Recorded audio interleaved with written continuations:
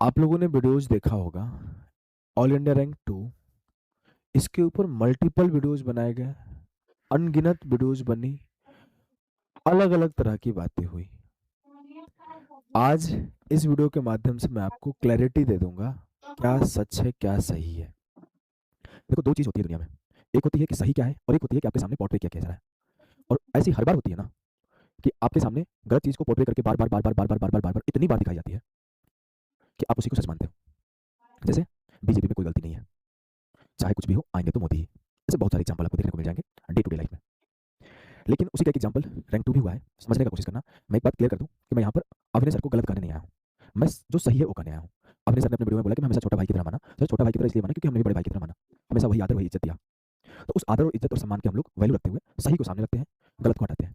एक गलती को छिपाने के लिए सामने वाले में 4-6 गलती, 8 गलती, 12 गलती नहीं निकालना सही होगा। क्योंकि उस वीडियो के बाद अलग अलग लोग हमारे पास अलग अलग तरह की बातें करके आपके लिए बोले ऐसे बोल दो, आप वैसे बोल दो, अभिनय सर को आप ये बोल दो। लेकिन हमने बोला देखो, आप लोग जो सोचते हो हमारे लिए अभिनय सर हमेशा सम्मानीय रहे हैं, आज भी है और आगे भी रहेंगे। तो उनको मैं गलत एक शब्द नहीं बोल सकता। लेकिन हाँ, जो सही है वही मैं बोलने आया हूँ।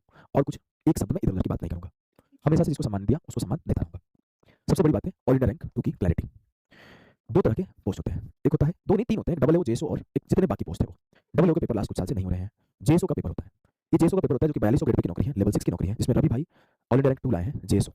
अब ये बात नहीं बोल सकते कि डुप्लीकेट है ये ओरिजिनल है। शब्दों को बड़ा सही से सुनना। शब्दों का चयन मेरा बड़ा सही रहता है, बस इसे गलत तरीके से पोर्ट्रे किया जा रहा है। मैंने एक वर्ड गलत नहीं बोला, लेकिन कंटिन्यूस मेरे ऊपर डायरेक्टली एकदम इस तरह से बोला गया, मुझे बड़ा हर्ट हुआ।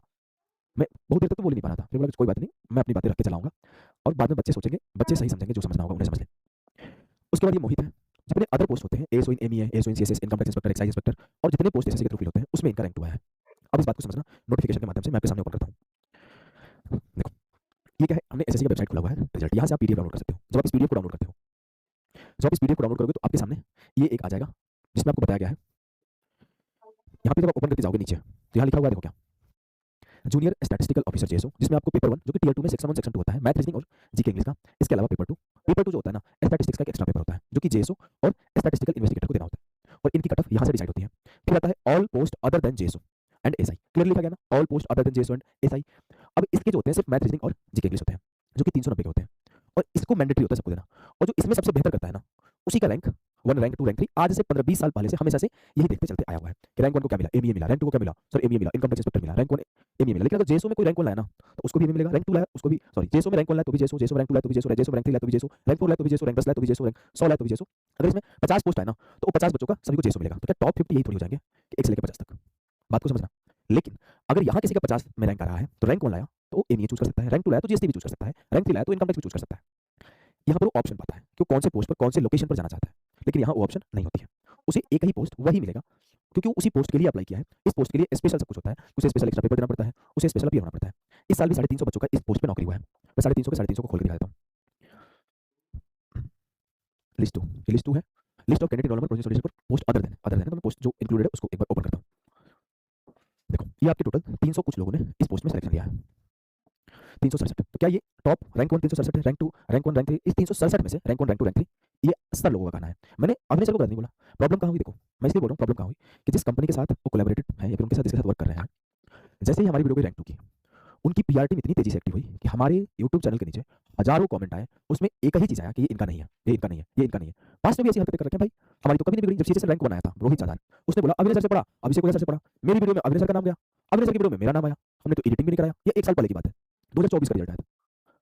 तो हमारा क्या ही, हमने तो कभी क्लेम ही नहीं किया। और आज का भी बात बड़ा सिंपल है कि सरकार रैंक 2 जो आया वो जेएसओ वाले बच्चों में आया जो कि 300 बच्चे थे, और मेरा रैंक 2 जो आया मतलब जो हमारे साथ जुड़ा था, हमसे जो पढ़ा था, वो जो टोटल 15,000 बच्चों का सिलेक्शन हुआ वहां से आया। और आहो, आज तक एसएससी में इन्हीं को रैंक 1, रैंक 2 माना गया और इसके अकॉर्डिंग यही बच्चे अपना पोस्ट सेलेक्ट कर पाते हैं, पोस्ट चूज कर पाते हैं और अपने अकॉर्डिंग लोकेशन देख पाते हैं। इस बात को मुझे लगता है कि मैं क्लियर कर दिया हूँ। एक बात अगर और जानना चाहते हो तो बता दूं कि ये 4200 ग्रेड पे की नौकरी है, लेवल 6 की, और जो यहाँ पर ये लेवल 7 की नौकरी है 4600 ग्रेड पे की। मुझे लगता है कि मैं कोई बात मिस किया, यही बात है ना भाई, सारी बात है। हाँ, इसके लिए एक्स्ट्रा क्वालिफिकेशन भी चाहिए होता है, जैसे 12th में मैथ होना चाहिए, आपको स्टैटिस्टिक्स का पेपर पास करना पड़ेगा, 390 के अलावा आपको 200 का एक और पेपर देना पड़ेगा। और इसका भी जो कट बना है मात्र 396 बना है, टोटल 590 का। 590 में से हाँ 396 जनरल का बना है और एक 386 बना है। मैं कट भी खोल के दिखा देता हूँ। 590 में से 396 386 कट बना है। मुझे, मैं बच्चे को डिफेंड नहीं कर रहा हूँ भाई, ने मेहनत करा है भाई। एक पोस्ट आज के टाइम में किसी का टीए लग रहा है ना, किसी का पीए लग रहा है ना, भगवान की कृपा है। देख लो ना प्राइवेट नौकरी में क्या हो रहा है, एक दिन में 30,000 लोगों को हटा दिया जाता है बड़ी बड़ी एमएनसी कंपनी से। तो भाई ने मेहनत करा है, इनके लिए इज्जत है। मैं ऐसा बिल्कुल नहीं करता कि जिसका सिलेक्शन नहीं हुआ या फिर जिसको छोटे पोस्ट में सिलेक्शन होगा उसके लिए कोई इज्जत नहीं है भाई। क्यों नहीं है, मेहनत तो भी किया ना, इन्होंने मेहनत करा है। बस द प्रॉब्लम इज कि कैसे सोशल मीडिया पे प्रेजेंट किया गया और उस प्रेजेंटेशन से हमने कुछ करा ही नहीं, हमने एक वर्ड बोला भी नहीं किसी को गलत। पूरी की पूरी गलती मेरे ऊपर आ गई कि ओझा जानबूझ के कंट्रोवर्सी कर रहा है, ओझा ऐसा ही है, ओझा ये है, ओझा वो। यार कुछ करो तो माने कि कोई गलती किया है लड़का, कम उम्र का लड़का है, गलत हो जाता है, लेकिन कुछ गलती नहीं करा, एक वर्ड बोला ही नहीं। हमने बोला भाई रिजल्ट आया है 5 मिनट के अंदर, रैंक 2 रैंक 10 का वीडियो कॉल आ गया, लाइव में ही मैं बात कर लिया। हमारी टीम वाले भैया रैंक 2 आया, हमारे भैया रैंक 10 आया, 2 बार में लगातार, पहले रैंक 10 फिर रैंक 2। हमने कुछ करा ही नहीं। ऐसा होता कि मैं किसी को कुछ बोल दिया होता, आके डायरेक्टली कुछ नहीं बोला, वही लोग जबरदस्ती चिल्ला रहे हैं, वही लोग में टीम वाले रैंक 2 आ गए हमारे यहाँ से, उसको लगातार रीले बना के डाल रहे हैं। जबकि सामने बच्चों के सामने तो सही रखो आप कि रैंक 2 आया जैसे पोस्ट में आया। आगे की बात बताऊं कि और कुछ अगर मैं मिस करूंगा तो आप मुझे बता देना। मुझे बड़ा खराब लगा, मैं जिनको इज्जत करता हूं उनको इज्जत करता हूं, जिनको अपना मानता हूं उनको हमेशा अपना मानता हूं। मैं कभी आज तक एक शब्द गलत नहीं बोलता, सम्मान जिसके लिए रहता है उसके लिए हमेशा सम्मान रहता है, कभी गलत नहीं बोला आज तक, कभी एक वर्ड। और आज भी मैं एक भी गलत नहीं बोल रहा हूं, ना बोलूंगा भाई।